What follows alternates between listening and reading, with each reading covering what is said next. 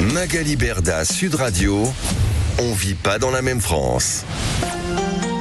Magali Berda sur Sud Radio, il est 20h02. Nous sommes en direct du lundi au jeudi pour des émissions exceptionnelles. Voilà, chaque soir, on est en direct. On reçoit des gens exceptionnels. J'adore ce mot. Je vais le dire toute la soirée. Exceptionnel. Voilà, c'est mon mot du soir.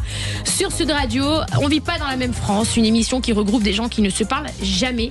Deux mondes qui ne se fréquentent pas et qui se ressemblent tant, à mon sens. Moi, j'ai l'impression que ça se ressemble beaucoup entre les influenceurs et entre les politiques. Et oui, les influenceurs, les politiques, des coups bas, des histoires, des réussites, des carnages, des descentes aux enfers, des remontadas. On ne sait pas comment il part, on ne sait pas comment il revient. Il va à gauche, il va à droite. Un coup il revient, un coup il repart. C'est tout pareil. Voilà, on est tous dans le même truc. On s'aime, on se déteste. Il y a des petites histoires d'amourette aussi. Bon bref, on est dans le même délire. Mais surtout, on se dit que les influenceurs, qu'on les aime ou qu'on les aime pas, ils arrivent à fédérer des dizaines, des milliers, des centaines, voire des millions de personnes sur leurs réseaux sociaux. C'est qu'ils ont un talent. On peut dire ce qu'on veut, mais le talent, c'est de réunir autant de gens tous les jours et de les tenir sur leurs réseaux sociaux. Ce que n'arrivent pas forcément à faire les politiques, qui ont un petit peu plus de mal à se faire comprendre, parce que les politiques, on va dire, voilà, ils sont un petit peu plus barbants, ils parlent d'une manière un petit peu plus complexe, on a du mal à les suivre, à les comprendre, donc il y a des gens qui sont un petit peu en rupture, et nous sur Sud Radio, on a décidé de les réunir et justement de les rendre plus accessibles et de vulgariser la politique, de la rendre accessible à tous et notamment à notre jeunesse qui va plus suivre les influenceurs que les politiques. Donc ça permet un petit peu à tout le monde de s'intéresser à ce qui se passe dans notre magnifique pays. Et je suis accompagnée ce soir, comme tous les soirs, de Mathias. Comment ça va, Magali ? Et toi ? Tu te situes où, toi, dans la jeunesse ? Côté influenceur ou politique ? Alors attends, déjà je me situe pas dans la jeunesse. Ah. Déjà j'ai 44 ans, je pense qu'on est plus vers la vieillesse que la jeunesse. Je laisse la place à mes filles. Ah, c'est beau. Voilà, ça y est, ma fille elle est majeure maintenant, ma grande elle est majeure, donc ça y est, je pense que là c'est vrai, fini. Ouais. Ça va vite, hein. Là je la regarde et quand je la regarde je me dis putain, quand j'étais jeune j'étais comme elle et tout. Elle est un peu plus belle que toi, non ? Elle est vraiment plus belle que moi. Non, c'est pas Alors vrai, je vais c'est te pas dire, s'il y en a bien une où je suis bien fière qu'elle soit plus belle que moi, c'est vraiment ma fille. Et tu disais au début de l'émission, tu allais toujours utiliser le même mot exceptionnel. Ouais. Du coup, Mathias, il est exceptionnel. Voilà, magnifique. Tu le dis parce que je suis exceptionnel ou parce que... C'est une bêtise exceptionnelle. Ah, voilà.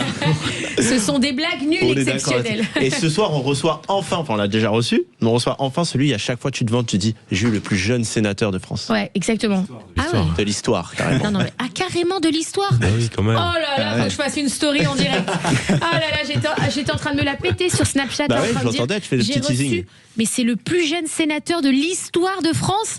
Oh là là là là, est-ce qu'on a une petite musique là, un petit jingle pour ça? Non, mais là c'est incroyable. Là on est excusez-moi, mais là parce que tous les soirs elle disait, moi j'ai déjà reçu le plus jeune sénateur de France. Ah ouais, là de l'histoire maintenant. Ah ouais. C'est un exemple pour moi. Il fallait pas me dire deux fois, hein, ils vont l'entendre tous les soirs. on n'a pas de musique, ok. Alors ce soir on reçoit Rémi Cardon, le plus jeune sénateur de l'histoire de France, s'il vous plaît. Bravo Rémi Cardon. Exceptionnel. Rémi, à quel âge? 31 maintenant. Oh là là, il est plus jeune que Mathias. C'est vrai qu'il est plus jeune que moi. Mathias, tu passes 94, 95 94. Ah ouais. Et le sénateur à quel âge? 26. Maman, tu passes tes nuits en boîte de nuit, lui il passe ses nuits au Sénat. Ouais. T'as vraiment pas la même vie. Hein. Ah, pas la même vie. Mais il y a des sénateurs que je croise en boîte de nuit. C'est vrai? Lui, je non, ils sortent pas beaucoup les politiques. Hein. Je veux bien, non? Ouais, moi aussi, ouais. Vas-y, balance. Je sais pas s'il est sénateur. C'est un mytho, il connaît pas les sénateurs. Mais un jour, il verra c'est le ministre de l'économie, lui. Tu veux que je te raconte une anecdote? Oh là là, vas-y, c'est parti. J'ai croisé 2 ou 3 politiques dans un club échangiste. Non. À Paris. Qu'est-ce que tu foutais dans un club échangiste? Alors moi-même, je me pose la question. Non, j'ai un pote à moi qui m'a emmené, que tu connais très bien. Ah ouais, c'est qui? Je vais pas donner le nom comme ça, si, c'est impossible. Ah, mais toi, tu balances des blazes. En fait, tu balances des histoires, mais sans blaze. Il s'est occupé de ta maman à Tel Aviv. Eric! Non, mais faut pas le dire. Eric Mendes, ma vie, je l'aime d'amour, Eric Mendes. Il s'est tellement occupé. Ah oui. Ah là là là. Et du coup, on a été une fois dans ce club échangiste et je suis tombé Eric sur... Mendes, numéro 1 des chauffeurs de salle de France. Pas que des chauffeurs de salle, du coup. Ah bah, il a chauffé les salles, on peut dire que... Et du coup, on est tombé sur 2 ou 3 politiques et j'étais étonné. Ah bah oui, c'est gênant. Ouais. Je me suis dit, mais qu'est-ce que vous faites là? Et apparemment, on les a reçus à la radio ou pas? Pas encore. Ah oui, bah, je veux pas y recevoir. Mais c'est prévu. Ça va me mettre très mal à l'aise du coup. Alors, chacun sa vie, écoute. Alors, ce soir, donc, on a Rémi Cardon, mon plus jeune sénateur de France, de l'histoire de France, socialiste de la Somme. Ah ouais. C'était pas la musique qui était attendue. Ça va être la chanson de Rémi Cardon. Ouais. Il va arriver au Sénat, il va faire Wappa. Et allez, et là, et là, et là. Tu vas aller dans la bibliothèque du Sénat, ça va être génial. Il va arriver au Sénat demain, ils vont lui chanter la chanson. Alors chez Magali hier, bon, on a dansé toute la soirée. C'est génial. Vive le Sénat. Non, on rajeunit le Sénat. Nous, on a envie de moderniser le Sénat. Moi, j'ai été invitée au Sénat il y a 2 semaines. Ou 3 semaines, je ne sais plus. J'ai trouvé ça spectaculaire. Mais alors, je trouve, est-ce qu'il y a des visites du Sénat comme il y a à l'Assemblée nationale pour les jeunes? Oui. Moi, j'en fais régulièrement, j'en fais tous les mois. C'est incroyable. Et je suis même rentrée dans l'hémicycle. Dans l'hémicycle. Oui, okay. Je suis rentrée dedans. Il y a des petits trucs en haut. Ils m'ont pris mon sac, ils m'ont laissé dans une case fermée. Au balcon et tout. Au balcon, exactement. J'étais au balcon. J'ai visité la bibliothèque du Sénat. Je me suis pris en photo dedans. Elle n'avait jamais vu ça de sa vie. Pour elle, c'est le Louvre, la bibliothèque. J'ai pensé à ma grand-mère. Je me suis dit, ma grand-mère de là où elle doit me voir dans la bibliothèque du Sénat, elle doit se dire, non, mais t'as percé ma fille. Hein. Ça a été devenu quelqu'un. J'ai réussi la vie de ma fille. Mais tu conseilles aux jeunes d'y aller alors? Mais il faut y aller. Mais même moi, je suis pas très. Tu me connais, moi, les musées, les trucs comme ça, c'est pas mon délire. Mais le Sénat, j'ai trouvé ça exceptionnel. J'ai même mangé au Sénat. Ah oui. Oui. Je te jure. Mais en quel moment on peut aller au Sénat? Parce que les gens savent pas qu'on peut aller au Sénat. Est-ce qu'on peut aller visiter le Sénat, une personne lambda? Il faut juste avoir l'autorisation d'un sénateur, en fait. Ah ouais, faut contacter un sénateur et ça passe. Faut avoir un peu le bras long, quoi. Non. Tu fais un mail. Il y a pas aux Journées du patrimoine, on peut aller aussi, au Sénat? Bien sûr. Bah voilà, Journée du patrimoine. Gérard Larcher. Gérard Larcher. Je rêve d'inviter Gérard Larcher ici. On va l'inviter d'ailleurs. Ah oui, il est exceptionnel. Bon, les amis, on se lance en quête d'invitation. C'est mon nouveau défi du soir. Inviter Gérard Larcher pour cette émission. Bien sûr. Il est quel parti politique, Gérard Larcher? Il n'est pas de mon bord politique. C'est quel bord? Les Républicains. Ah bah parfait, on va les appeler demain. Voilà, bon, nous on est bien avec tous les partis politiques, chez nous on est très open, hein, donc on veut recevoir tout le monde. Target, Gérard Larcher, et on reçoit bien évidemment Charles Marcini, créateur de contenu, notre influenceur du soir, qui est créateur de contenu, entrepreneur.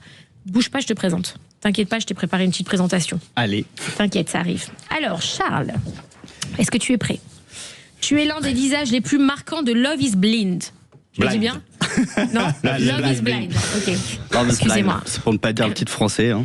Alors, version française, bien évidemment, sur Netflix. C'est ça. T'es passé quand même sur Netflix. La classe. C'est la classe d'être sur Netflix. Hein. C'est ça. Ah oui, c'est programme mondial. Ah ouais, c'est la classe. C'est le premier homme de l'histoire de l'influence qu'on reçoit ici, qui est passé sur Netflix. Allez, musique. Non,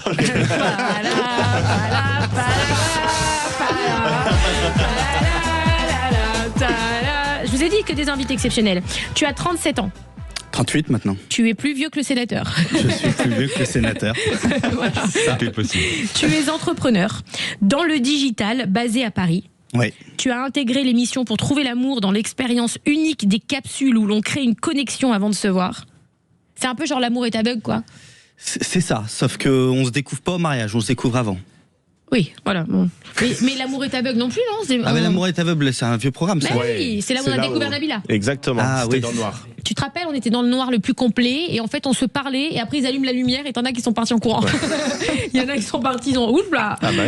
C'était quelque chose. Ça, t'imagines? T'as trouvé l'amour là-bas? Je l'ai trouvé. Et je l'ai perdu. Ah merde. Bon, au moins il a respecté le programme. C'est le but du jeu, quoi.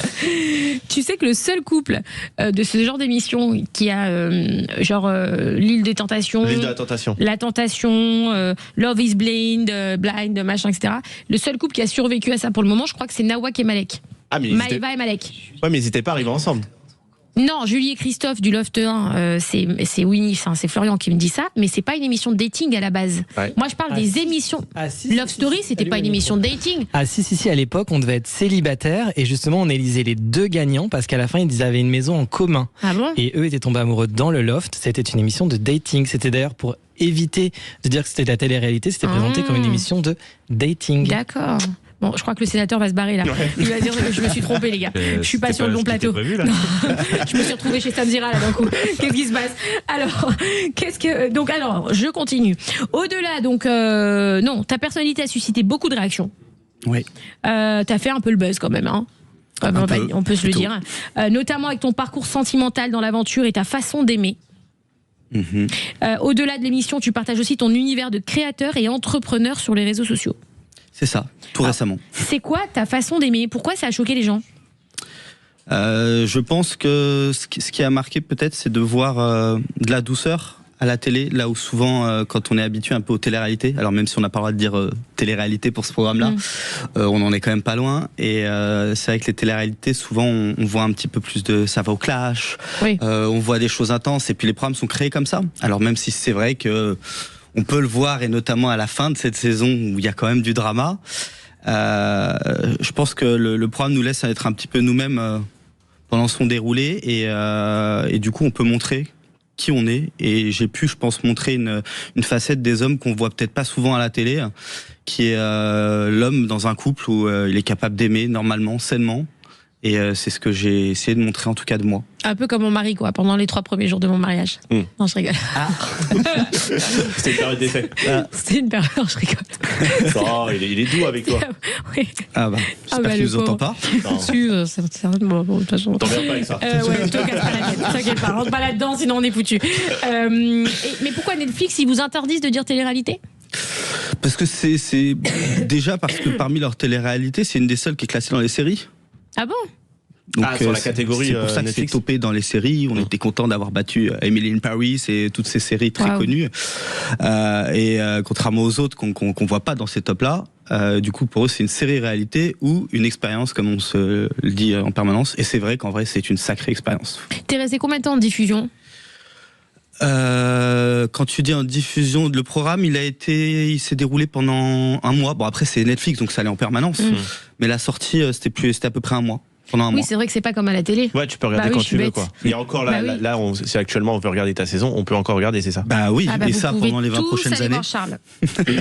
Pendant les 20 prochaines années. Et est-ce qu'aujourd'hui la popularité de l'émission, est-ce qu'elle t'a aidé un petit peu dans ta vie professionnelle, sur les réseaux sociaux ? Dans ma vie professionnelle, pas tant que ça. C'est pas un souhait que j'ai cherché, et puis c'est quand même assez loin de ma vie professionnelle. Par contre, c'est vrai que là où ça a changé, plutôt, c'est le comportement que je peux avoir avec mes relations professionnelles, ou plutôt le comportement que eux ont avec moi, puisqu'ils ont découvert un passé que quasiment personne ne connaît, qui est mon passé et ma jeunesse, et certaines difficultés qui font peut-être aussi les raisons pour lesquelles je suis là ce soir et pour parler avec le sénateur. Donc voilà, je pense que c'est. Je sais plus quelle était la question de base, mais. Non, je sais même plus moi. Non, mais il y en a une autre qui arrive.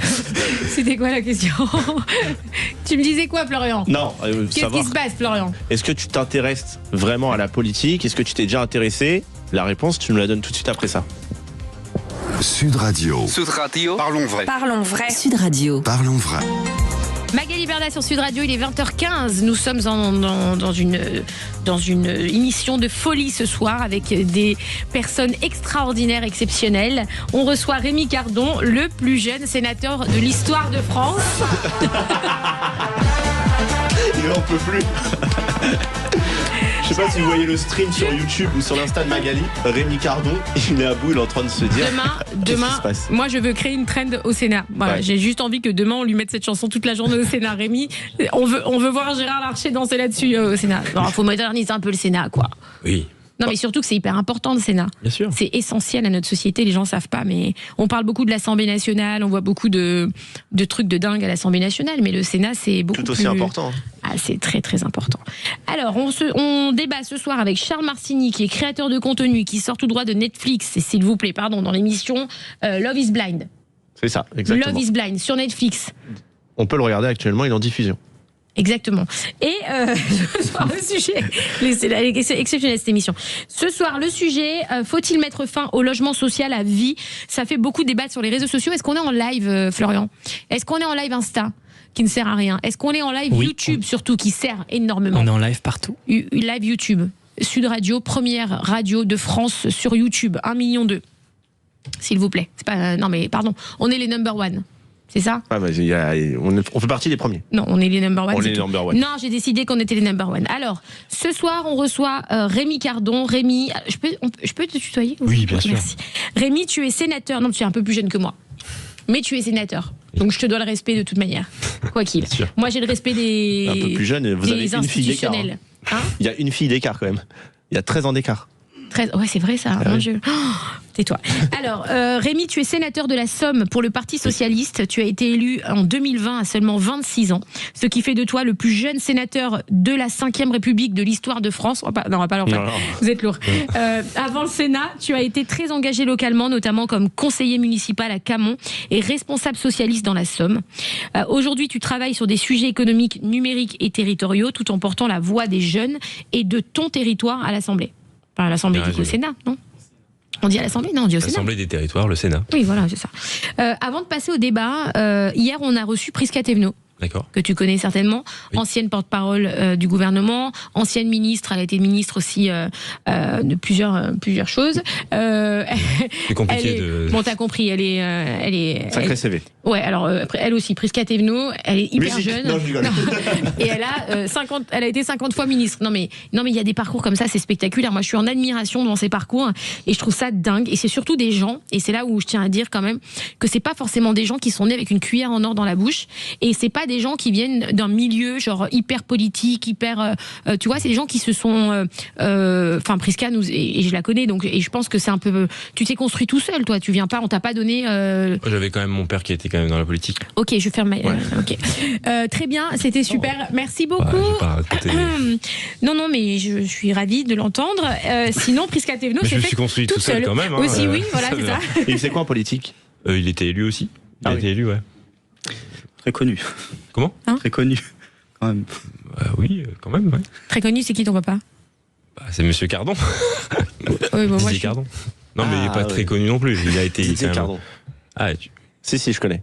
Jure, tu connais. Ouais, c'est pour la transition. C'est une histoire de transition. Ouais, c'est Prisca Thévenot. Didier Barbelivien. Non, ouais. Il était sénateur, il était député, Non, vice-président de la région. Ah, ok. Picardie. Bon. D'accord. Et puis élu à Amiens aussi. Voilà. Bah, tu connais toi? Je connais parce que j'ai révisé un peu. Ah voilà, il a révisé. J'ai révisé évidemment pour savoir à qui j'allais parler ce soir. Tu vois, on t'a testé. On voulait juste te tester avec Mathias. On savait, nous. En fait, on voulait te tester, on voulait savoir si. On va le faire comme ça. Alors. Évidemment. Alors, donc, bref, on revient sur cette loi Attal qui a été votée hier soir. Une loi qui est en train de changer beaucoup de choses. Est-ce que tu penses que cette loi va passer au Sénat ? Parce qu'on rappelle à nos auditeurs et à nos jeunes qui nous écoutent, et aux gens en général qui ne savent pas, c'est que quand une loi est votée à l'Assemblée nationale, il faut ensuite qu'elle soit validée au Sénat. C'est ça ? Sinon, la loi ne peut pas être adoptée. Exactement. Donc là, elle a été votée à l'Assemblée hier, elle va bientôt passer au Sénat. Est-ce que pour toi, elle a une chance de passer ? Déjà, moi, je vais faire en sorte que non. Pourquoi ? Parce que moi, je suis sur une autre ligne. Je l'ai déjà dit d'ailleurs sur ce plateau, une proposition de loi qui est en cours avec 2 axes où je pense qu'il faut sensibiliser et accompagner les jeunes justement avec PIX, le dispositif qui existe aujourd'hui avec une certification numérique. Et puis indirectement on met des moyens à l'éducation nationale pour le faire. Et puis de l'autre côté, en fait, on régule mieux les algorithmes des plateformes. Mais interdire pour interdire, enfin, pour moi c'est un faux débat. C'est comme le débat où j'ai l'impression dans ce débat on a la surenchère. Il y en a qui veulent interdire les moins de 15 ans sur les réseaux sociaux. Il y en a qui veulent interdire la vente de smartphones. Enfin. C'est impossible à mettre en œuvre. Si cette loi qui permet qui interdit les enfants, les jeunes d'être sur les plateformes, de regarder certaines images, d'être approchés aussi, d'être détectés par des pervers, etc., etc. Si cette loi, des harceleurs, le harcèlement, si cette loi permet de sauver ne serait-ce qu'une vie, tu vas voter contre ? Mais je pense que c'est beaucoup plus compliqué que ça en fait, parce qu'aujourd'hui, on a eu, je suppose qu'il y aura des arguments de ce type dans l'hémicycle, mais je tiens quand même à relativiser. Hein, le groupe macroniste au Sénat, c'est à peu près 20 sénateurs, hein, donc déjà il y a à mon avis un gros travail pour essayer de convaincre l'ensemble des groupes. Après, je pense sincèrement que ils vont être freinés par le fait que la crédibilité de cette mesure et sa mise en œuvre, c'est très compliqué. Et là, en l'occurrence, déjà, je pense que ça fait vraiment opération de com, en toute sincérité. Hein. La droite semble être pour. Hein. Écoutez, on verra. Moi, en tout cas, je mettrai ma proposition de loi en face, parce que je pense que le débat ne doit pas tourner autour de l'interdiction. Pour vous, c'est pas une loi sincère ? Parce que vous dites c'est un coup de buzz, un coup de... Et parce que, comment ils vont le mettre en œuvre ? Enfin, franchement. Alors elle nous a expliqué hier. Ah oui, j'aimerais bien savoir, qu'en fait, parce que alors ça elle nous a m'intéresse. tout expliqué. Qu'ils allaient demander donc par exemple à France Connect, par exemple, ça s'appelle France Connect, D'accord. que les gens pour créer leur compte des réseaux sociaux doivent passer sur France Connect. Comme ça, c'est un logiciel isolé. C'est pas la plateforme qui détient les données. Et France Connect validera à la plateforme. C'est ok, cette personne, on l'a vérifié, vous pouvez l'inscrire. Et donc ça, les plateformes sont d'accord.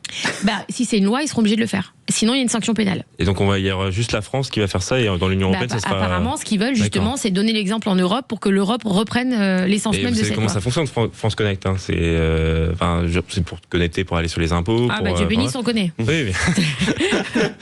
Non, mais, je veux dire. J'ai oublié mon mot de passe, moi. Donc, il y aura quelqu'un de 13 ans qui va se connecter sur France Connect. Il y a une plateforme, Oui. c'est la plateforme D'accord. qui sera dédiée à ça, quoi. Il y aura des personnes mais, qui vont être dédiées. Mais qu'est-ce qui vous dérange dans cette loi? Mais en fait, je pense qu'il y aura toujours de la triche. Ouais, mais si on peut déjà réduire. Mais, Parce que là, c'est quand même une catastrophe ce qui se passe avec, surtout sur les moins de 15 ans. Mais sauf qu'on règle pas le problème à la racine. Le problème à la racine, c'est la dérive des algorithmes, et c'est le fait qu'on a des jeunes qui arrivent sur ces plateformes qui sont pas formés ou qui n'ont pas pris de recul, qui n'ont pas construit un esprit critique sur ces vidéos, sur parfois les vidéos d'ingérence étrangère, etc., etc. Et c'est ça qu'il faut en fait mettre en œuvre. C'est pas interdire pour interdire. En interdisant, vous n'allez pas résoudre le problème. Ils arriveront toujours par le grand frère, par ce que vous voulez, à voir les vidéos. Ah, mais justement. Oui, mais c'est ce qu'elle disait hier, c'est qu'elle disait, quand même si on fait rien, ça avance. Enfin, en fait, Ça va être de pire en pire. on peut toujours rien faire. Non, mais leur peur, c'est de mettre des moyens, en fait. C'est-à-dire de mettre des moyens pour que on apporte, on va dire, la formation PIX, on la renforce, on met des moyens dans l'éducation nationale, et puis derrière, de s'occuper sur les dérives, notamment sur le design addictif des plateformes. Enfin, là, en l'occurrence, moi, je comprends pas. Interdire, c'est vraiment la position de facilité.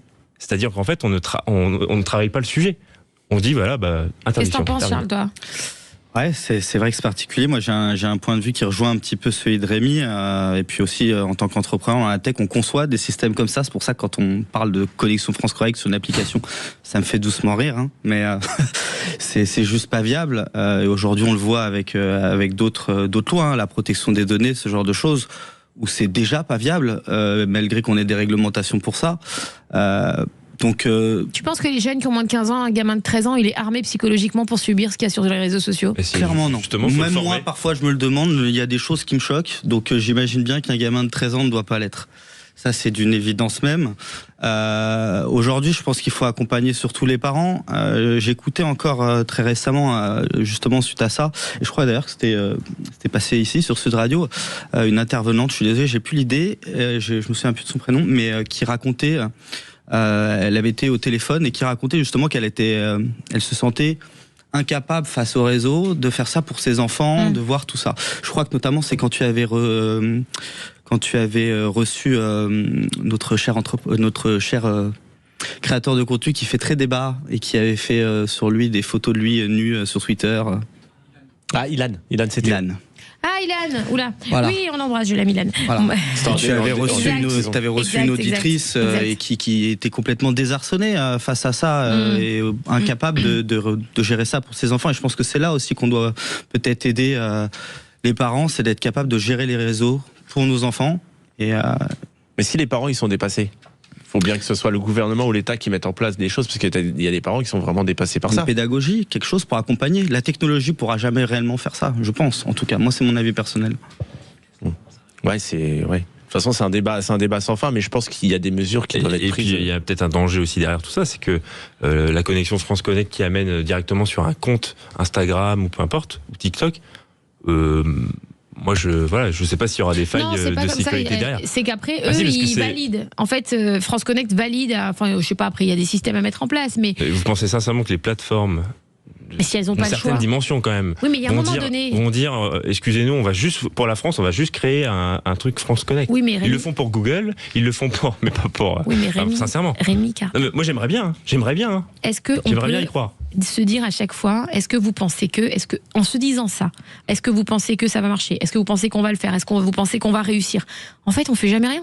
Si on se base sur du est-ce que vous pensez que, eh ben on fait rien, on construit rien et on n'avance pas. Et en soi, les plateformes, pardon, mais il faut les bouger. Les plateformes, il faut les remuer. Moi, je suis choquée et je suis complètement à l'inverse de ce que vous dites, dans le sens où je me dis, mais comment aujourd'hui, en 2026, avec les technologies qu'ils ont, avec les possibilités, les moyens financiers, les moyens techniques, tout ce qu'ils ont, ils ne peuvent pas intervenir dans des cas de cyberharcèlement, que ce soit pour des gosses ou autres. Mais ça, moi, c'est mon deuxième axe de ma proposition. C'est du foutage de gueule. Ça veut dire que vraiment, les plateformes se foutent de nous, mais ils vous regardent crever, ils en ont rien à taper. Donc, et moi, j'ai déposé une plainte, par exemple, pénale contre Twitter, qui est en cours d'instruction avec un juge d'instruction, parce que je vais aller jusqu'au bout avec eux, parce qu'ils regardent, ils vous voient. Moi, je me souviens d'une lettre qu'ils m'ont fait, en limite s'excusant, courrier officiel d'un avocat, en s'excusant d'avoir laissé je le dis français, que Booba comment on dit, il n'a pas respecté les bons codes de fonctionnement de Twitter, donc ils savent qu'il y a quelque chose qui ne se fait pas correctement. Bon, on va supprimer les 250 tweets qu'il a fait. Ok, mais les 250 prochains tweets, on fait comment? Et en fait, donc ils ont conscience qu'il y a un drame. Et je suis pas la seule. Attention, moi, c'est une goutte d'eau dans tout ce qui se passe. Hein. Mais et ils se font rien. Ils font rien. C'est-à-dire, moi, je suis pour les lois, pour aller bloquer un peu les plateformes, pour les titiller un petit peu, pour les obliger à se plier et à être un peu plus humains. Et pas moi, je m'en suis sortie, donc j'ai de la chance. Mais vis-à-vis de nos enfants qui arrivent et qui n'auront pas les épaules pour supporter tout ça et qui se foutent en l'air aujourd'hui tous les jours, ou même pas les enfants, même des adultes. Le problème, il est même au-delà des enfants, en fait. Hein. C'est ça, exactement, bien sûr. Vous avez raison. Ça, t'as raison à 100%. C'est au-delà des enfants. Le truc, c'est vrai. Est-ce qu'il n'y a pas un paradoxe dans ça? C'est-à-dire qu'aujourd'hui, on veut se protéger des réseaux, protéger nos données personnelles, pas savoir qui est derrière un téléphone, mais on veut identifier la personne derrière l'écran pour certaines plateformes. C'est assez paradoxal. Non, mais bien sûr. C'est ça le problème. Et aujourd'hui, il n'y a qu'en Europe où on a ce type de réglementation. Alors, on revient tout de suite sur Sud Radio. Restez avec nous. Faut-il mettre fin au logement social à vie? Rémi Cardon et Charles Marcini. Réponse et débat juste après cette petite pause sur Sud Radio. Sud Radio. Sud Radio. Parlons vrai. Parlons vrai. Sud Radio. Parlons vrai. Dans la même France. Magali Berda sur Sud Radio, il est 20h30, nous sommes en direct pour un sujet qui intéresse un peu toute la France. Voilà, il y a les pour, il y a les contre, comme dans tous les débats, c'est ça qui est constructif, bien évidemment. Faut-il mettre fin au logement social à vie? Pour ce soir, on reçoit Rémi Cardon, le plus jeune sénateur de l'histoire de France, sénateur socialiste de la Somme, qui va débattre de ce sujet avec Charles Marcini, créateur de contenu et entrepreneur, qui a un vrai parcours avec ton mot à dire. Ce que tu nous disais, c'est que toi, tu vas nous l'expliquer de toi-même. Est-ce que tu as déjà eu affaire aux logements sociaux? Et justement, je ne suis pas un produit des logements sociaux, comme l'est aujourd'hui notre ministre de la Ville et du Logement. Mais à l'inverse, j'aurais dû l'être et j'ai jamais pu l'être. Pourquoi? Parce que je me suis retrouvé à vivre seul à l'âge de 17 ans. Un petit peu aidé pendant une année. Et ensuite, j'ai perdu les proches qui me permettaient ensuite de pouvoir... me subvenir à mes besoins et avoir un petit studio que j'avais. Et du jour au lendemain, je ne pouvais plus le payer, je pouvais plus manger, j'avais même plus d'électricité dans ce studio. J'ai failli être à la rue, c'était vraiment pas loin. T'avais quel âge? J'avais 18 ans là, à ce moment-là. Très exactement 18 ans. Ouais. Donc c'était vraiment un an à peine, moins d'un an à peine après avoir emménagé dans mon petit studio où j'étais content au début. Hein, en plus quand on est jeune, on n'est pas pressé, on est content. On a l'impression de devenir adulte alors qu'on l'est pas du tout. Et là, on se retrouve confronté complètement à la vie, à une vie à laquelle on n'est pas prêt.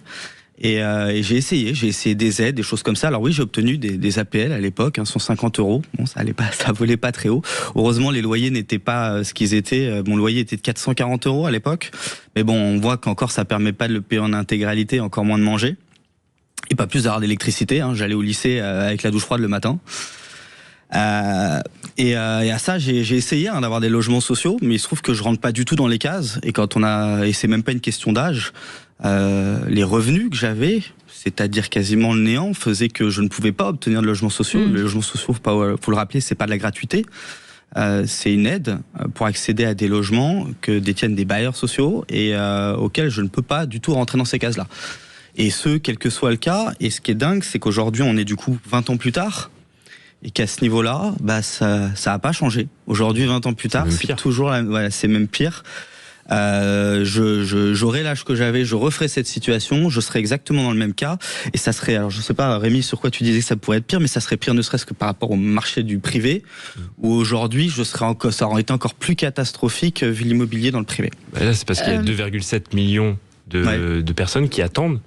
C'est ça. Une réponse pour un logement social. C'est énorme. Donc 2,7 millions de personnes attendent pour avoir la réponse. Une vraie attente pour le coup. Il y a une vraie attente. Et alors, est-ce qu'on peut expliquer, Rémi Cardon, à nos auditeurs, en 2 mots, comment on définit un logement social ? Alors ça, là, en 2 mots, c'est très compliqué parce que déjà il y a plusieurs typologies. Alors déjà, si je commence à sortir les cycles, je vais perdre tout le monde. Et puis par contre, c'est clairement par rapport aux revenus. Il y a aussi en fonction de ta situation familiale.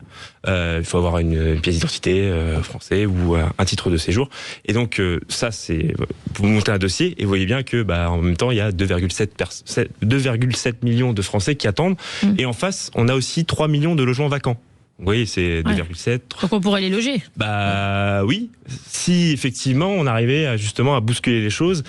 Oui. Et il y a pire que ça, c'est qu'il y a un marché noir sur les logements sociaux. Moi, j'ai un cousin à moi, donc là on va pas dire le nom, pas comme les clubs échangés. Ah, ça va. J'ai un cousin à moi qui gagne très très bien sa vie, et qui est dans un logement social. Parce que il connaît quelqu'un à la mairie qui fait que il peut avoir, ils m'ont trafiqué le dossier, il peut avoir, putain, je suis en train de dénoncer toute ma famille, moi. Mais en gros, je trouve ça choquant, c'est que vous dites qu'il y a 2,7 millions de personnes qui sont vraiment dans le besoin, mais derrière, il y a un marché noir, il y a un vrai business derrière ça. Ouais, mais ça, c'est le gros problème. Et d'ailleurs, moi, je suis très surpris à ma permanence parlementaire. Des fois, j'ai des gens qui viennent me voir pour me demander, je leur dis, mais moi, désolé, mais... C'est quoi les critères très simples aujourd'hui pour avoir un logement social ? Pour dire, ok, moi je suis éligible, parce que c'est ça en fait, on est éligible à un logement social. Qu'est-ce qu'il faut avoir, qu'est-ce qu'il faut pas avoir ? T'as un barème en fonction de ton revenu fiscal. Et le souci, c'est pour ça que de répondre à ta question, c'est compliqué parce que c'est en fonction aussi de la ville. C'est pas les mêmes critères à Paris, c'est pas les mêmes critères à Amiens. Enfin, tu vois. Donc ça varie aussi, surtout en fonction des villes. Donc c'est pas un critère national ? Non, non, justement, le barème évolue. En fonction de la ville et en fonction du marché, le marché entre guillemets des logements sur la ville en question. Donc c'est difficile de donner un truc clé là-dessus. Par exemple à Paris ou là où vous êtes à Amiens, enfin dans la Somme, etc. Alors je crois que à Paris la barre ça doit être, je crois que ça peut aller jusqu'à un célibataire seul jusqu'à 50 000 euros quand même. Ok. Sur l'année, ouais. Donc non mais il y a du monde parce si on regarde les éligibles, il y a quasiment 70% de la population qui pourrait y regarder. Mais parce qu'il y a plusieurs typologies de. Sachant que concrètement sur le terrain, c'est pas le cas. Voilà, sachant que sur le terrain, il y a pas l'offre. Mais c'est parce qu'il y a une crise du logement totale. Enfin, je parlais des logements vacants, mais il y a aussi du foncier délaissé. Par exemple, du abandon manifeste, c'est des maisons dans la Somme. Il y a des maisons qui sont totalement abandonnées, par exemple. Et donc en fait là aussi on aurait pu loger quelqu'un, mais en fait soit il y a un problème d'héritage, soit en fait les héritiers ne veulent rien faire. Enfin, vous voyez ce que je veux dire, il y a plein de sujets, ça soit dans la ruralité ou dans les villes, on a des soucis comme ça. Et moi en tant que sénateur, je me bats auprès des maires pour qui gèrent au mieux leur foncier et le foncier délaissé, et qui justement sont là pour réguler. Donc il y a des moyens pour aller récupérer du foncier, mais c'est des procédures qui prennent 1 an, 2 ans, 3 ans.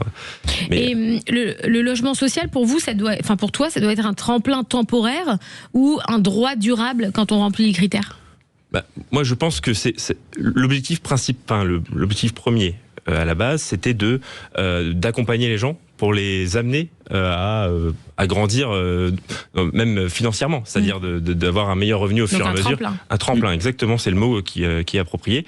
Donc là, en l'occurrence, moi je suis favorable. Si jamais ton revenu fiscal augmente, d'ailleurs il y a eu des lois qui ont fait que t'as une majoration sur ton loyer.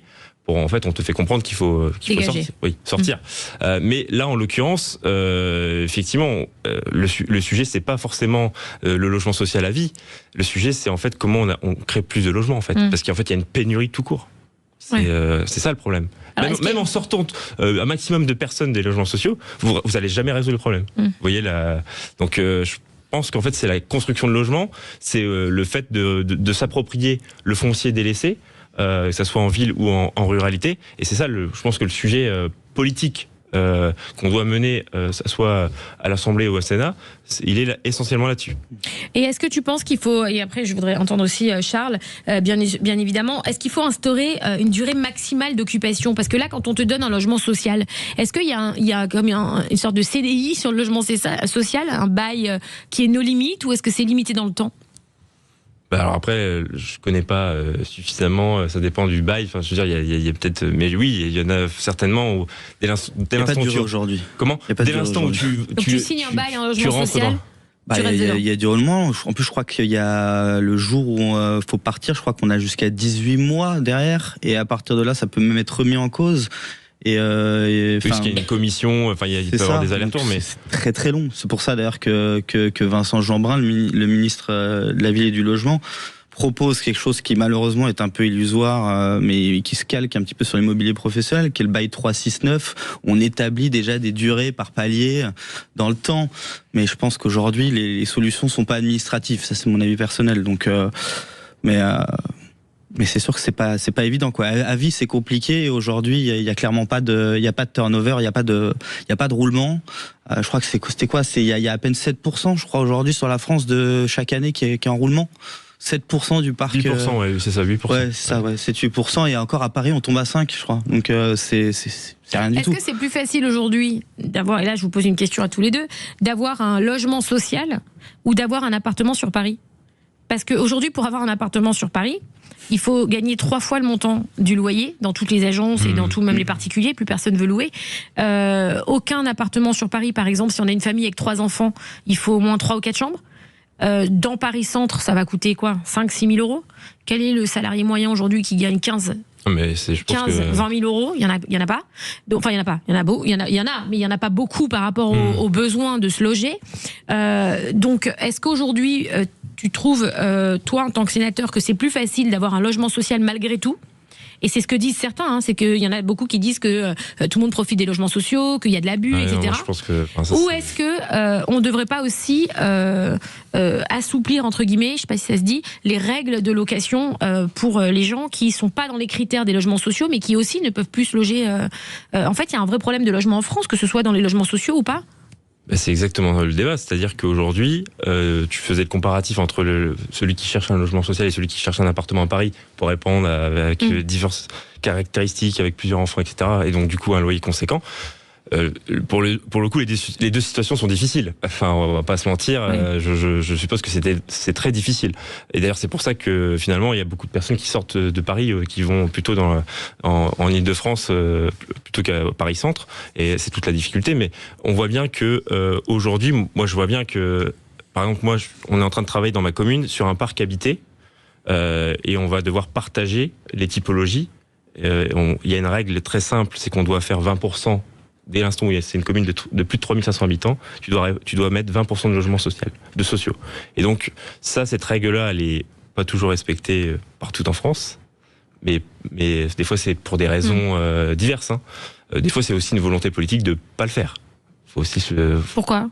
Il y a des maires plutôt d'un autre bord politique que le mien qui décident, par principe, je préfère payer l'amende plutôt que respecter cette règle. Sauf qu'en fait, en l'occurrence, tu connais une ville qui fait ça? Tu peux nous citer une ville qui fait ça? Je suis pas sûr que Jean-François Copé respecte un mot. Je sais pas. Je veux pas citer mais voilà, il y a peut-être des communes comme celle-là où j'ai déjà entendu. Après, j'ai pas vérifié. Donc on parle au conditionnel. On parle au conditionnel. Mais c'est là où je trouve que il y a une règle, il faut la respecter. Maintenant, vous avez vu que le sujet, nous, on accélère pour augmenter. On va rajouter 300 logements dans ma commune. C'est énorme, mais en phase en 10 ans. Mais on est obligé de le faire pour répondre à un besoin. On va avoir 1000 emplois qui vont arriver à proximité. Enfin, tout ça, on réfléchit à un aménagement du territoire. Et c'est ça qui manque aujourd'hui. C'est que on a l'impression qu'on est un peu tous verrouillés. On n'arrive pas à avancer. Et alors que c'est une question de volonté politique à l'échelon local et à l'échelon national aussi. Parce que sur la question de logement, on n'a pas parlé. On parle des logements sociaux là, mais la rénovation thermique des logements, c'est un sujet aussi. Il y a aussi, vous avez vu ce qui s'est passé avec la règle des DPE, des diagnostics de précarité énergétique, ça bouleverse le marché aussi. Et donc ça aussi, il faut répondre présent, et on voit bien que le gouvernement, c'est stop and go sur MaPrimeRénov', on arrête, on recommence, il y a trop de dossiers, il y a pas assez de dossiers, enfin moi j'ai eu toutes les versions différentes en fonction des ministres. Donc là voilà, moi je pense qu'il y a vraiment un sujet de comment on augmente le nombre de logements. Je vous donne un exemple très concret à Amiens. Moi ce qui me frappe, c'est qu'on est obligé d'augmenter plus de 200 à 300 logements à Amiens pour pas perdre en population. Parce qu'il y a un sujet en France, c'est qu'il y a de plus en plus de divorces, de familles monoparentales, d'isolement. Et donc là aussi, vous voyez que on pourrait penser ma population va augmenter, mais en fait elle baisse si tu n'augmentes pas le nombre de logements. C'est quand même fou, quoi. Donc ça demande un effort considérable pour les communes d'anticiper, de construire et construire dans des conditions parfois où en fait on est freiné par plein de choses. Alors restez avec nous sur Sud Radio, on revient juste après cette petite pause pour entendre Charles Marcigny, créateur de contenu et entrepreneur, qui va nous donner un petit peu le fond de sa pensée justement sur les logements sociaux. Est-ce qu'il faut mettre fin aux logements sociaux à vie? À tout de suite sur Sud Radio. Sud Radio. Sud Radio. Parlons vrai. Parlons vrai. Sud Radio. Parlons vrai. On vit pas dans la même France. Magali Berda sur Sud Radio, il est 20h44, nous sommes en direct pour un débat d'actualité très important. Est-ce qu'il faut mettre fin aux logements sociaux à vie? On reçoit ce soir Rémi Cardon, le plus jeune sénateur de l'histoire de France, sénateur socialiste de la Somme, qui discute de ce sujet avec Charles Marcigny, créateur de contenu et entrepreneur tout droit sorti de Netflix, de Love is Blind. Voilà, une émission sur Netflix qui a cartonné. Ils étaient contents des audiences Netflix? Je crois qu'ils ont été contents parce qu'on a fait partie sur plus de 20 saisons à travers le monde, parmi les meilleures. Il y a une saison 2 en cours ou pas? Sur la France, ça c'est encore à voir. Les castings sont en cours, je sais. Donc il annonce la saison 2. Mais ça veut rien dire parce que aujourd'hui, apparemment, il y a des décalages de tournage. Il faut savoir que là, ça tourne plus du tout aux périodes auxquelles on a tourné. Donc, je sais pas. Ouais, et on gagne bien sur Netflix? Absolument pas. Mais on n'y va pas pour ça en même temps. Ouais.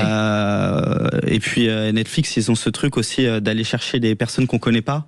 On peut le voir même dans leurs séries, ils sortent des acteurs qu'on n'a parfois jamais vus, ils en font des stars pas possibles. Ouais. Donc c'est vrai émergent des talents. Voilà, donc c'est bien parce que du coup ils payent pas trop cher. T'étais payé au jour ou t'étais payé à la saison? On est payé au jour, peu importe ensuite l'audience que ça peut faire. Oui, bien sûr. Et vraiment. Et t'étais combien par jour? Loin du SMIC. Hein. Combien par jour à peu près? J'ai pas le droit de le dire malheureusement. Une petite tranche. Pas loin du SMIC, il a dit. Hein. J'ai dit pas loin du SMIC. Par mois? Rétabli à la journée du coup. Le SMIC par jour? Bah ouais. Ça fait quoi, 1000 Non, pas le SMIC par jour. Le SMIC rétabli au tarif journalier. 90 € jour. Ah, ok, 90 € jour. Voilà, on est dans cette fourchette. Légèrement plus, mais on est dans cette fourchette. Non, parce que les gens ont l'impression, quand tu fais un peu de télé, un peu de Netflix, un peu tout ça, t'es millionnaire. Non, mais faut se le dire. Ouais, non, mais c'est vrai donc que c'est bien que tu rétablisses aussi les vérités en disant, voilà, c'est 90 € par jour. Les gens se disent qu'on va là-bas pour aller popper, gagner le million, clairement pas. Bien sûr, bien sûr. C'est comme les candidats de télé-réalité. Mais ils te payent après très bien si t'es une star du programme. Oui, ça, mais c'est ce qu'il te dit, il démarre. Bon, revenons aux logements sociaux. Les logements sociaux, est-ce qu'on doit arrêter? Qu'est-ce que tu en penses, Charles, toi, de tout ça? Est-ce que tu penses qu'il faut arrêter les logements sociaux à vie? Arrêter, de toute façon, j'ai envie de dire, ils sont à vie par la force des choses, par destination. Ils le sont pas parce qu'on choisit qu'ils soient à vie. Aujourd'hui, pour moi, c'est un marché qui est bouché complètement. J'ai d'ailleurs pas pu y rentrer quand j'étais jeune. J'ai jamais pu en bénéficier. Et aujourd'hui, je pense que les gens qui en bénéficient font tout pour rester. À juste titre, parce qu'aujourd'hui, les critères qui correspondent au fait de pouvoir être bénéficiaire des logements sociaux sont tellement loin du marché privé que quand on est au-dessus des critères des logements sociaux, on n'est toujours pas dans ceux qui sont bons pour le privé. Et ça, c'est juste hallucinant. Moi, j'avais regardé un petit peu avant de venir une statistique qui m'a complètement choqué et du coup qui a encore plus expliqué ce passé que j'ai subi. C'est de voir que là, actuellement, sur les 2,7 millions de demandes dont nous a parlé Rémi, il y a 270 000 demandes à Paris, sachant qu'il n'y en a pas plus de 10 000 par an auxquelles on répond. C'est-à-dire que si demain on arrêtait les demandes, dans 30 ans, on n'a encore pas logé tout le monde sur les demandes de Paris. Quand on y pense, c'est ouf, c'est complètement dingue. Alors que ça continue, puisque chaque année, il y en a des nouvelles. Là, on a vu que déjà sur cette statistique que tu as donnée, je crois qu'en à peine 6 mois, c'est 100 000 de plus. Donc, on est loin de s'arrêter sur les demandes de logement. Donc, et est-ce que, en toute sincérité, pour toi, tu penses qu'il y a beaucoup d'abus dans les logements sociaux? Est-ce qu'il y a plus de gens qui sont dans le besoin et qu'on aide avec grand plaisir? Ou est-ce qu'il y a plus d'abus aujourd'hui et de petits trafics? Parce qu'on entend ça aussi, c'est des bruits de couloir. J'ai des contacts, on entend le frère de tel politique qui est logé bizarrement dans les logements. Non, mais il y a plein de scandales comme ça. Je veux dire, faut pas être hypocrite. C'est courant. Est-ce qu'il y a aujourd'hui trop d'abus avec les logements sociaux, des gens qui en profitent, qui déclarent pas leurs revenus, etc., et qui laissent, par exemple, des retraités, des gens qui sont vraiment dans le besoin à la rue? Ou est-ce que on devrait faire plus de contrôles? Ou est-ce que tu penses que c'est une minorité, les abus? Comme tu viens de le dire, déjà, le problème, c'est qu'aujourd'hui, les contrôles sont faits sur du déclaratif. Donc ça, je pense qu'on sait tous, on a tous vécu que le déclaratif, ça veut pas dire que c'est la vérité et la réalité. Ensuite, je pense pas que ce soit du tout la majorité, les abus. Ils sont là, ils sont évidents, on les imagine tous. Lorsqu'on rentre, qu'on a déjà une famille de 2 enfants, qu'on obtient un logement social et que finalement on en a un grand qui s'en va, pourquoi on n'en remettrait pas un dans les bacs, histoire de conserver le logement? C'est facile, la pensée elle est rapide, mais le problème il vient pas de là. Même si ça existe, pour moi, le problème vient encore une fois qu'on n'a pas assez de logements, trop de demandes, et au-delà de ça aussi qu'on a un marché du privé qui manque de régulation aujourd'hui, très clairement. Et on le voit aujourd'hui, on a des problèmes de construction de maisons individuelles où on a une réduction complète. Je sais plus ce que c'était les statistiques qu'on avait sur ça, mais le marché des constructeurs de maisons individuelles a drastiquement diminué, d'autant plus avec les guerres qu'on a aujourd'hui dans le monde. Si du coup il y a moins de primo-accédants sur la propriété au logement, comment on voudrait faire sortir des personnes qui sont dans les logements sociaux?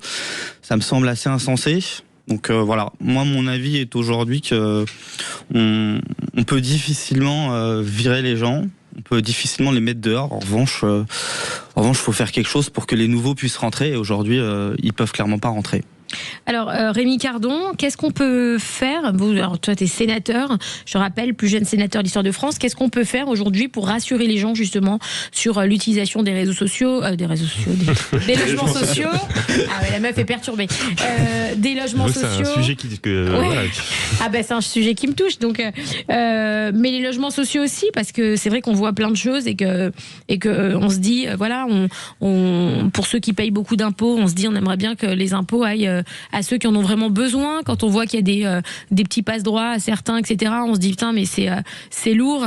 Est-ce qu'il faut donner un temps par exemple, est-ce qu'il faut limiter dans le temps le logement social? Est-ce qu'on pourrait dire aux gens, tu as le droit pour 5 ans, le temps que tu puisses relever un peu la pente, sortir un peu la tête de l'eau?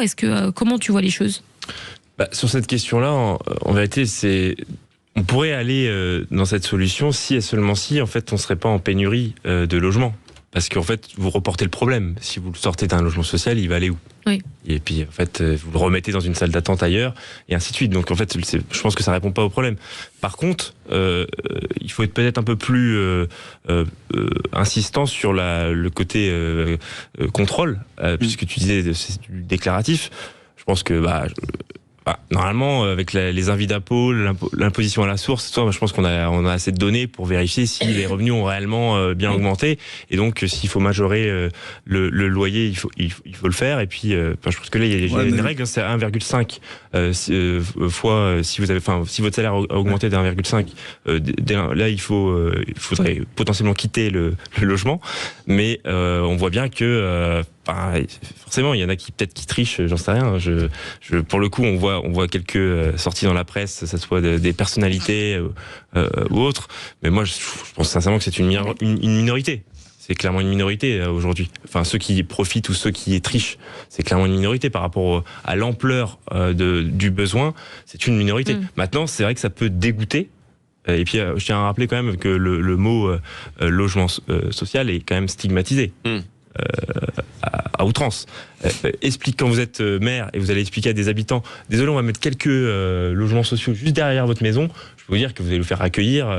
Voilà. Donc là aussi, on a besoin de calmer un peu les ardeurs, parce que et on a aussi besoin dans certaines villes d'installer de la mixité sociale. On ne peut pas avoir des ghettos de pauvres et des ghettos de riches. C'est ce que je veux dire. Et ça, c'est très compliqué à mettre en œuvre, notamment quand on est aux manettes dans une mairie. C'est très compliqué. En tout cas, moi, c'est les retours que j'ai des uns et des autres. Il y a une problématique aussi sur la suroccupation et la sous-occupation qui aujourd'hui est un petit peu le point central des contrôles, pas que les revenus. Parce que aujourd'hui, on a des personnes célibataires dans des T3 en logements sociaux, donc ils vivent dans des appartements plus grands que le mien. Oui, alors c'est une bonne question et ça vient exactement à la question que je voulais vous poser. C'est est-ce que à un moment donné, vous pensez pas qu'il faut différencier un peu les situations, par exemple avoir un cadre pour les familles, un cadre pour les personnes âgées, un cadre pour les personnes handicapées, un cadre pour les travailleurs qui n'ont pas beaucoup de revenus, un cadre pour les jeunes, qu'il faut différencier. Pourquoi ? Parce qu'un jeune effectivement qui a besoin, comme on a eu besoin Charles, pendant un moment dans sa vie où tu as 18 ans, tu te retrouves peut-être des fois tout seul, t'as pas d'autre solution, il y a rien qui peut se passer, etc. Et t'as pas les moyens pour louer un appartement classique parce que il demande trop de garanties et il y en a pas. Donc est-ce qu'on peut peut-être fournir un cadre, mais un jeune de 18 ans, à un moment donné, à 25 ans, il va falloir qu'il aille sur la vie active, qu'il travaille et qu'il quitte et qu'il laisse sa place aux jeunes qui arrivent. Mais par contre, une personne âgée, elle, sa retraite, elle va pas augmenter, donc on peut pas la traiter de la même manière. Le logement social, on peut pas le voir de la même manière avec une personne âgée parce que lui, on sait que jusqu'à la fin de sa vie, il n'augmentera pas sa retraite. Donc, est-ce qu'il n'y a pas un moyen, et ça, il n'y a pas de différence aujourd'hui dans les logements sociaux. Vous êtes sûr de ça ? Si, bien sûr, parce que pour vous donner un ordre d'idée, je prends l'exemple de, désolé, je me replonge dans le parc habité dans ma commune à Camon.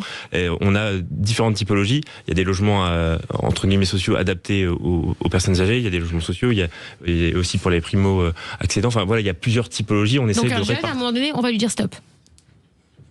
Un jeune, ça dépend de sa situation, mais il y a on n'en a pas parlé, mais les logements Crous, pareil, là aussi on est défaillant. Enfin, je veux dire, on répond pas présent. Sinon, vous vous retrouvez effectivement un jeune étudiant qui se retrouve dans un marché privé où en fait, le loyer est exorbitant par rapport. Oui, mais le jeune, il a la force de travailler. Ce que n'a pas un retraité. Donc à un moment donné, il faut que le jeune il laisse sa place aussi aux autres et puis qu'il aille un peu bosser. Vous voyez ce que je veux dire ? C'est que moi je pense que les jeunes, ça serait bien d'avoir une limite dans le temps pour les aider à avancer, à évoluer, à grandir, c'est normal. Mais à un moment donné, il ne faut pas en faire des assistés non plus. T'as une limite, c'est limité à 30 ans. Hein ? C'est limité à 30 ans. Oui, mais 30 ans, sur le fait d'être seul et sur la fin de tes études. Ouais, 30 ans, c'est 30 après, ans. Il y en a beaucoup qui travaillent à côté quand même, faut pas se mentir. Et il y a quand même aussi un sujet. Oui, ils ont cette force. Oui, il y en a quand même qui travaillent à côté, qui sont étudiants salariés. Il y en a même beaucoup. Il pourrait y en avoir peut-être plus, j'en sais rien. Mais encore faut-il avoir le temps aussi. Ça dépend des études qu'on fait. Ça dépend de beaucoup de choses. Enfin, je veux dire, moi, j'étais pas présent. Moi, c'était le problème que j'ai eu, c'est que finalement, je me suis retrouvé à travailler, à faire des tonnes de travail. J'étais maçon, électricien, et faire donc, tout et après, tu te toutes sortes de métiers. De j'étais chauffeur, voiturier, voilà. Tu te détaches et du coup, j'ai un moment, j'ai été en échec scolaire pour ensuite y revenir quand finalement on arrive à ce que ça aille mieux. Enfin, c'est vrai que c'est quelque chose avec lequel normalement personne ne devrait avoir à jongler si tôt dans sa vie. On a suffisamment de problèmes quand on est adulte pour en avoir quand on est jeune et presque sorti de l'adolescence. Alors, on reste avec nous, on passe tout de suite aux questions Flash and Cash. Les questions Flash et Cash. Alors, les questions Flash and Cash, moi je le fais à l'américaine, c'est questions Flash and Cash. C'est les questions simples, faciles, sans filtre. Alors, Rémi Cardon, est-ce que l'Europe est-elle trop faible face aux GAFA ? Oui. Oui. Charles Marcini, interdire les enfants en première classe des TGV, est-ce que c'est une bonne idée ? Non, je vois pas pourquoi. Non. C'est quoi cette question ? Non, je crois non, c'est pas une bonne idée. Pourquoi ? Parce qu'apparemment, il l'aurait annoncé aujourd'hui. D'accord. Écoute, j'étais même pas au courant, mais non, je prends pas forcément la première classe en TGV, et du moins sauf quand je travaille éventuellement. Mais si je devais le faire et avec mes enfants, je voudrais que mes enfants soient là, donc non. Évidemment. Clairement pas. Ils sont chiants ceux qui râlent tout le temps dans les trains, et pas de bruit, et pas de téléphone, et pas de machin, et pas de gosses, et trucs. Après, oui, après faut éduquer ses enfants. Rémi Cardon, intempéries et inondations. La France est-elle prête à affronter des catastrophes ou sommes-nous mal équipés ?